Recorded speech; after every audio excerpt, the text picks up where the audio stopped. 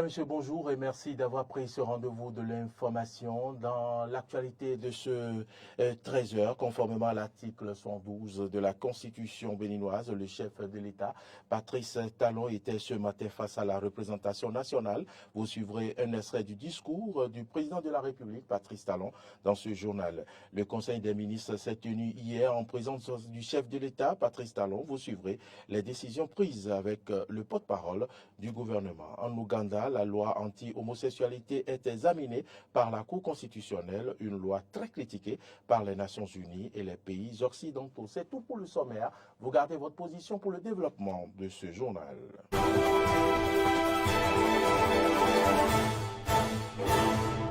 Merci à toutes et à tous de votre fidélité et bienvenue dans ce journal. Comme je l'annonçais en titre, conformément à l'article 112 de la Constitution béninoise, le chef de l'État, Patrice Talon, était ce matin face à la représentation nationale. Arrivé autour de 9h40, il a eu d'abord droit aux honneurs militaires sur l'esplanade de l'Assemblée nationale avant de se diriger vers le bureau du président Gbéounou Vlavonou pour un tête-à-tête. Ensuite, il s'est dirigé vers l'hémicycle où l'attendaient les députés de la 9e législature constitués de la mouvance et de l'opposition.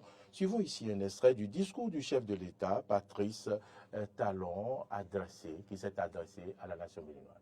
Mesdames et messieurs les représentants de la nation, s'il y a un secteur qui symbolise bien le Bénin révélé, en dehors de tout ce que le nouvel état d'esprit permet de réaliser, c'est celui du tourisme, de la culture et des arts. Ici, chacun voit, qu'il soit sur le territoire national ou en dehors, qu'une dynamique nouvelle s'installe. Une effervescence réelle est perceptible parce que notre pays rayonne de plus en plus. Et il en sera davantage ainsi avec les réceptifs hôteliers de premier plan déjà réalisés ou en cours de réalisation, les musées en construction, Porte-Nouveau en est le témoin, les infrastructures de toutes sortes dont les travaux ont démarré et qui vont définitivement donner une identité forte au secteur. Au titre de celle-ci, figure le quartier culturel et créatif de Cotonou, qui sera, je vous en donne l'assurance, une véritable attraction dans la ville de Cotonou. Écosystème de création et de services artistiques, ce quartier culturel créatif fera de Cotonou le hub de la scène artistique contemporaine africaine en la positionnant comme une ville créative, centre névralgique d'une économie de l'art incontournable sur la carte du circuit artistique international.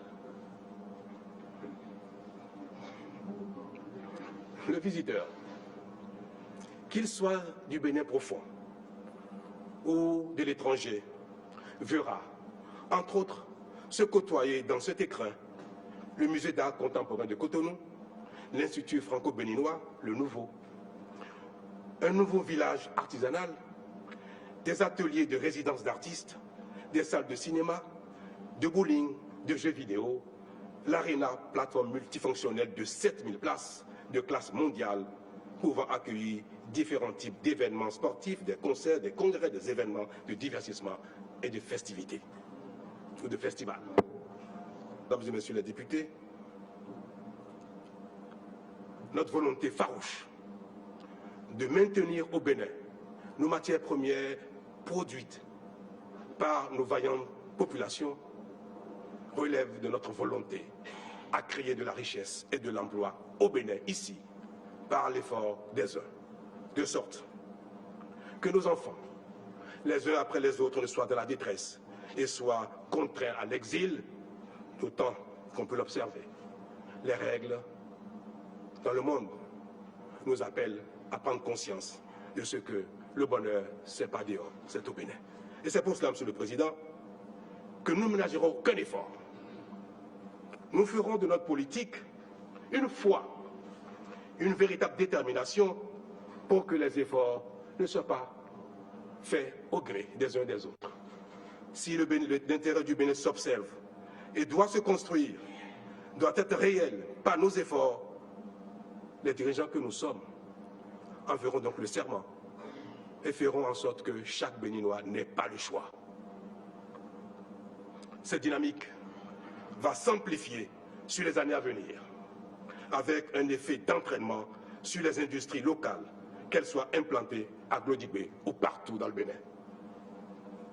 Mon engagement est de faire avec vous un Bénin de développement. Un pays qui, dans des années à venir, n'aura plus rien à envier au grand pays, un pays qui va se distinguer dans cet océan de difficultés, de pauvreté, de misère. Le Bénin fera son chemin tout seul, s'il le faut.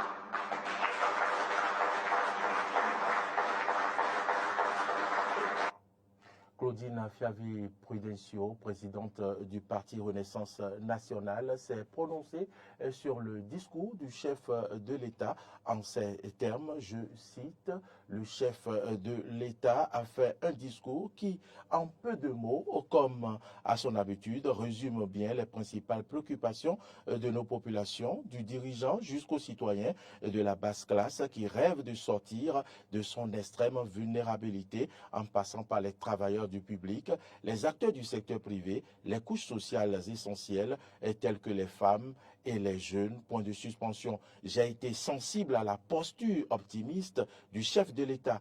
Un grand et bon dirigeant doit s'y positivement l'avenir. C'est bon pour le moral du peuple. C'est ainsi que s'exprimait donc la présidente du parti Renaissance nationale par rapport au discours du chef de l'État à l'Assemblée, devant l'Assemblée nationale.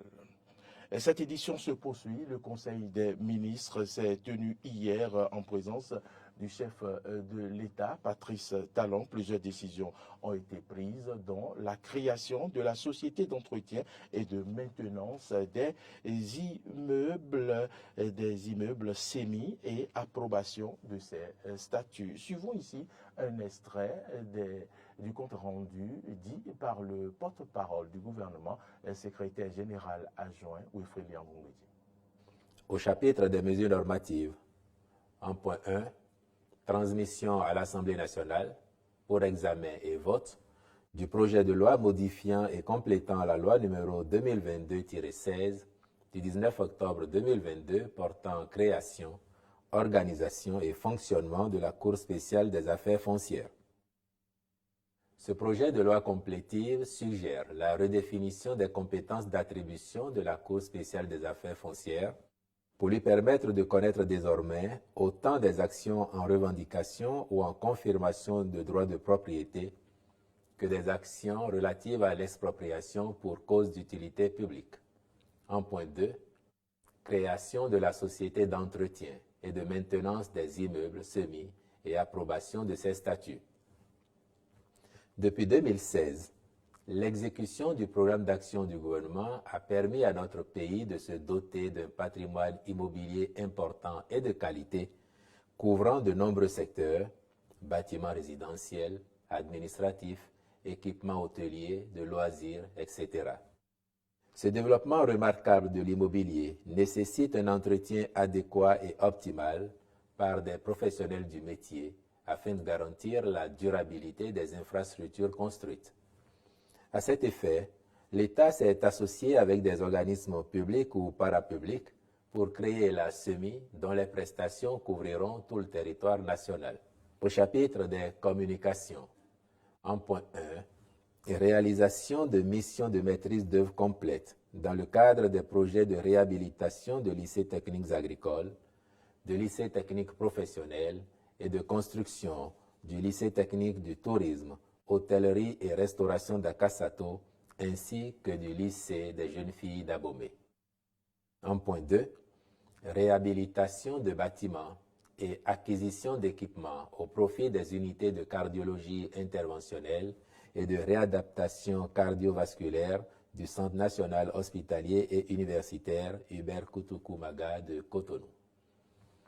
Les travaux de réhabilitation portent sur des locaux où seront installés les équipements modernes à acquérir dans le cadre de la mise en place du pôle d'excellence de cardiologie interventionnelle et de réadaptation cardiovasculaire dans cet hôpital pour une meilleure prise en charge des patients. Il s'agit notamment d'équipements de cardiologie interventionnelle, de réadaptation cardiovasculaire, de mobilier pour les unités qui accueillent ces spécialités, de matériels informatiques et l'installation du réseau informatique dans les dites unités. Du 11 au 15 décembre 2023, le président de l'Assemblée nationale, Louis Vlavonou, était à Abidjan, en Côte d'Ivoire. Il a donc participé à la 80e session du comité exécutif de l'Union parlementaire africaine UPA et à la 45e conférence des présidents des parlements africains. Conférence au cours de laquelle, profitant de l'occasion, il a lancé un appel à plus de synergie dans la lutte contre le terrorisme et l'insécurité en Afrique. Le président Louis Vlavonou a levé un coin de voile sur les efforts et les stratégies du gouvernement béninois pour contenir la menace terroriste. Lesquels efforts qui ont trait à l'investissement, à la restructuration des forces armées et de la sécurité et également à la réforme de l'état civil. Aussi a-t-il plaidé lors de cette conférence africaine pour plus de coopération entre les pays pour collectivement faire face au mal qui allonge la liste des facteurs qui réduisent les effets des efforts pour le développement. Sur le second thème, le développement du commerce intra-africain en vue de la mise en œuvre effective de l'agenda de l'intégration régionale africaine, le président du Parlement béninois a regretté les barrières physiques et immatériels inutiles, de même que les tracasseries qui plongent l'effectivité de l'intégration et le marché africain. Ainsi, il a plutôt appelé à plus d'actions pour enfin voir l'économie se renforcer avec les échanges intracommunautaires, car pour un marché commun efficace, il faut la sécurité et la stabilité politique, a-t-il notifié. Renaissance nationale, c'est désormais avec ce nom qu'il faut compter au lieu de UDBN. Au lendemain de ces assises, le bureau exécutif national du parti a jugé nécessaire de faire des mises au point au grand public quant à l'idéologie du parti. Suivez ici au micro de Clémence Tonoucoin les propos du docteur Mohamed Awali Akitola. Il est responsable du pôle de communicants du parti Renaissance nationale. Il faut d'entrée rappeler que l'UDBN était un parti à ancrage national, régulièrement enregistré au ministère de l'Intérieur et de la Sécurité publique, disposant de toutes les structures fonctionnelles et répondant à tous les critères exigés par la charte des partis politiques et le code électoral en vigueur en République du Bénin. C'est d'ailleurs ce qui justifie sa participation régulière aux élections communales de 2020 et aux élections législatives de 2023 en République du Bénin. Revenant à la question de l'idéologie, je voudrais vous dire, chers compatriotes béninoises et béninois, que notre parti politique Renaissance nationale a adopté une idéologie socio-libérale avec un ancrage nationaliste. Cette idéologie vise à combiner la liberté économique avec le progrès social en valorisant la nation béninoise et ses valeurs et ressources. Une approche, il faut le dire, particulièrement pertinente dans le contexte béninois. De façon spécifique, 6 points en découlent. Renaissance nationale croit fermement en la liberté économique comme moteur de croissance et d'innovation. Cette philosophie est cruciale pour un pays comme le Bénin, où le développement économique et la stimulation des investissements sont essentiels. En encourageant l'entrepreneuriat, la création d'emplois et l'innovation, le parti vise à stimuler la croissance économique tout en respectant la liberté individuelle. Tout en favorisant la liberté économique, Renaissance nationale s'engage également à promouvoir la justice sociale. Cela implique d'investir dans les programmes éducatifs, de santé et de logement de qualité pour tous, assurant ainsi que chaque citoyen béninois ait la possibilité de réussir indépendamment de son origine sociale ou économique. Conscient des défis environnementaux actuels, notamment le changement climatique qui affecte de manière disproportionnée les pays en développement, Renaissance nationale intègre la durabilité dans toutes ses politiques. Le parti promeut une économie verte qui respecte l'environnement tout en créant des opportunités d'emploi essentielles pour un pays comme le Bénin, riche en ressources naturelles, mais aussi vulnérable aux effets du changement climatique. Renaissance nationale prône une gouvernance transparente et la participation active des citoyens dans les processus décisionnels. Le parti reconnaît l'importance de valoriser la riche culture et les traditions du Bénin tout en embrassant la modernité. Cette approche vise à préserver l'identité culturelle du pays tout en s'adaptant aux réalités du monde contemporain. Et enfin, Renaissance nationale s'engage à mettre en avant et au-dessus de tout l'intérêt du peuple béninois. Cela implique la valorisation prioritaire des ressources et valeurs nationales dans les contextes économiques, intellectuels, social et culturel. En résumé, l'idéologie socio-libérale d'ancrage nationaliste de Renaissance nationale offre une vision équilibrée et progressiste, parfaitement adaptée aux réalités et aux défis du Bénin. Elle combine la liberté économique avec un engagement ferme envers la justice sociale, la durabilité, une gouvernance transparente et le respect des traditions tout en promouvant la modernisation. Cette approche holistique est susceptible d'attirer de nombreux Béninois qui aspirent à un avenir prospère, équitable et durable pour leur pays. Le parti Renaissance nationale s'appuie donc sur l'existant de l'UDBN en termes d'ancrage national, de représentativité et de structures existantes afin de mieux affronter les défis futurs. Nous nous emploierons à améliorer les acquis pour satisfaire davantage l'attente de nos compatriotes. Hors de nos frontières, allons en Ouganda où le 18 décembre, la Cour constitutionnelle ougandaise a commencé à examiner un premier recours contre la loi anti-homosexualité. Cette loi a été très critiquée par les Nations Unies et les pays occidentaux. Sadio Morel Kanté, journaliste spécialiste de l'Afrique, donne des précisions sur ces tests juridiques. Le contenu est que cette loi va réprimer jusqu'à la peine de mort allégée en prison à vie pour des gens qui seront pris en flagrant délit d'actes homosexuels.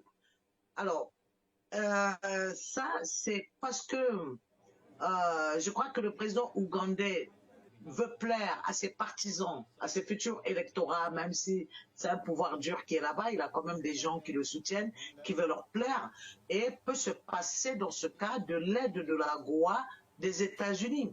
Et beaucoup d'Africains pensent aujourd'hui que les aides extérieures ne développent pas un pays.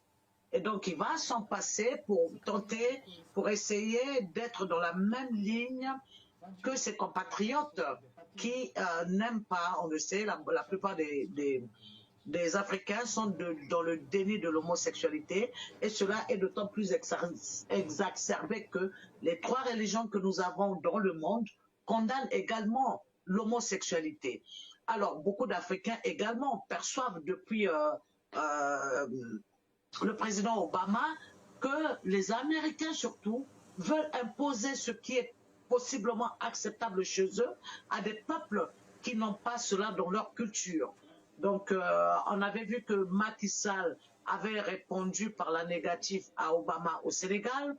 On a vu que le président Mugabe aussi avait dit à Obama que s'il veut vraiment un mariage homosexuel, qu'il l'enceinte d'abord, ensuite il acceptera d'imposer l'homosexualité dans son pays. Donc la plupart des pays africains sont contre ça, et si le président ougandais qui prend des mesures extrêmes, parce qu'on va dire que le café est cher payé, pour ce que les gens qui n'ont pas fait exprès ont des tendances de leur vie, des orientations dans leur vie qui n'ont pas choisi, et la répression qui va en suivre. Heureusement qu'il y a une pétition en cours qui veut que la loi soit allégée ou non même, sinon même enlevée, pour que les droits de l'homme puissent être exercés. Mais c'est que le président ougandais veut plaire à ses compatriotes avant tout, avant les Américains. Madame, Messieurs, c'est ici que se referme ce journal qui a été réalisé par Marcel Yedo. Toute l'équipe de production vous remercie de nous avoir suivis. Bonne suite de nos programmes et retrouvez Grâce à Valimé à 19h.